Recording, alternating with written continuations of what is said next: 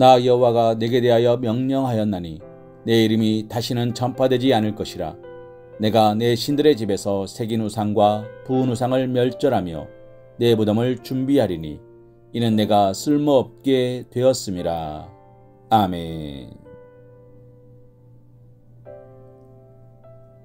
내가 내 신들의 집에서 새긴 우상과 부은 우상을 멸절하며 내 무덤을 준비하리니.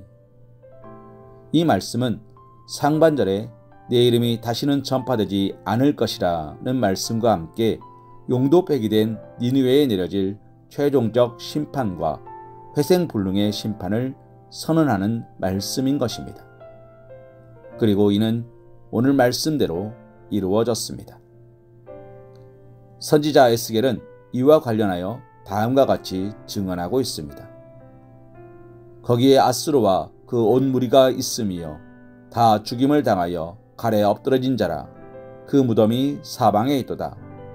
그 무덤이 구덩이 깊은 곳에 만들어졌고 그 무리가 그 무덤 사방에 있음이여 그들은 다 죽임을 당하여 칼에 엎드러진 자, 곧 생존하는 사람들의 세상에서 사람을 두렵게 하던 자로다. 에스겔 32장 22절과 23절 말씀에 기록하고 있습니다. 참으로 아수르는 하나님의 심판 선고를 따라 완전히 멸망하고 말았습니다. 하나님께서는 아수르를 이렇게 완전히 멸망시키는 이유에 대하여 이는 내가 쓸모없게 되었음이라 밝히고 계십니다. 이를 원문 그대로 번역한다면 이는 내가 가벼움이니라 입니다. 이는 무언가를 저울에 달았는데 본래 기대하였던 무게에 미치지 못함을 나타내는 것으로 아수르가 하나님의 기준에 미치지 못하였으며 그것으로 하나님의 심판을 받아 멸망하게 되었다는 말입니다. 우리가 이를 통하여 알 수 있는 것은 하나님께서 각 나라나 각 사람을 하나님의 기준에 부합한지 하나님의 저울로 달아보신다는 사실입니다. 그렇습니다. 하나님께서는 나라와 인간의 존재 가치를 하나님의 공평한 저울에 달아보십니다. 그래서 하나님의 기준에 미치지 못하는 자들에 대해서는 그에 준하는 심판을 단행하시는 것입니다. 다니엘서를 보면 바벨론의 마지막 왕 벨사살이 하나님의 성전에서 약탈하여 온 그릇들로 광란의 술판을 벌이던 날 사람의 손가락이 나타나서 왕궁 벽면에 메네 데겔 우바르신 이라는 글자를 썼습니다.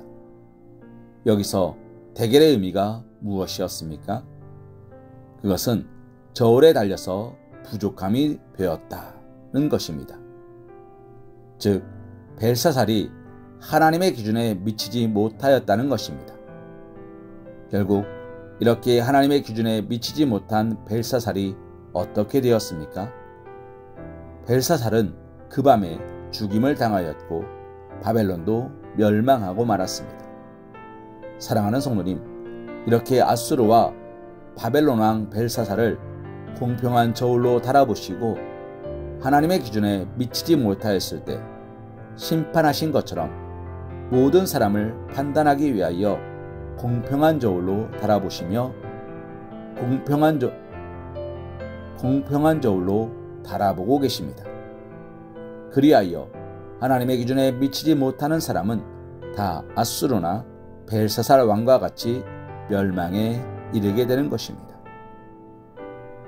이러한 사실은 오늘 우리에게 시사해 주는 바가 매우 크다 할 것입니다. 이 세상을 살았던 그리고 살고 있으며 살아갈 모든 인생은 마지막 날에 하나님의 심판대에 서게 될 것입니다. 그 심판대에서 우리는 하나님께서 준비하신 공평한 저울로 우리의 삶의 무게를 측정받게 될 것입니다.